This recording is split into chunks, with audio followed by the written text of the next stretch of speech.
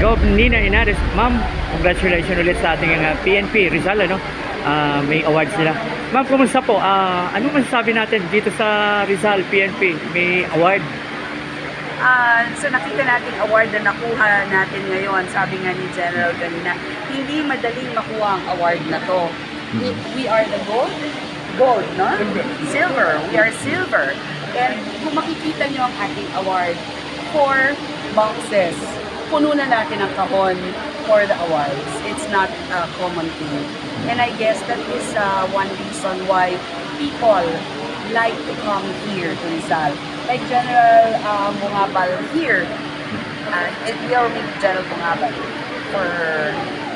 Sir, ano po bang naging proseso nun? Bakit naging best police provincial office ang Rizal at eto nakuha nila itong first time po ba ito na sa provincial Rizal? Hindi yata first time na naging best police provincial office ang Rizal. Meron tayo pong mga sinusunod na parameters based sa parameters ng national headquarters.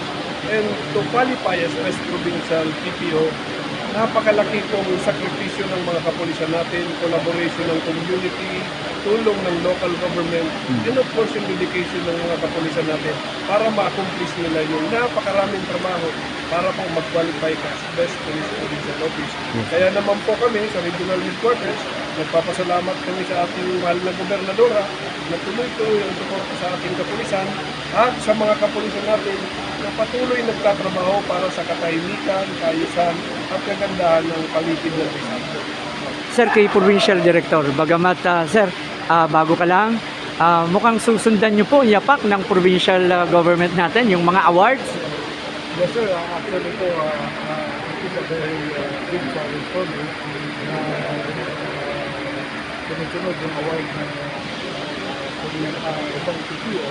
But rest assured, sir, na po sila dito sa atin. Ito na sa ating nag-represent na rin. Kapasok po kayo, hindi ko man mapantaan na kita na alas ng kapal sa Iyon. Gov. Nina, talagang masasabi natin, taas no, Rizaleño. Taas noo, Rizaleño, pinagmamalaki ko kayo. Maraming salamat po. Thank you.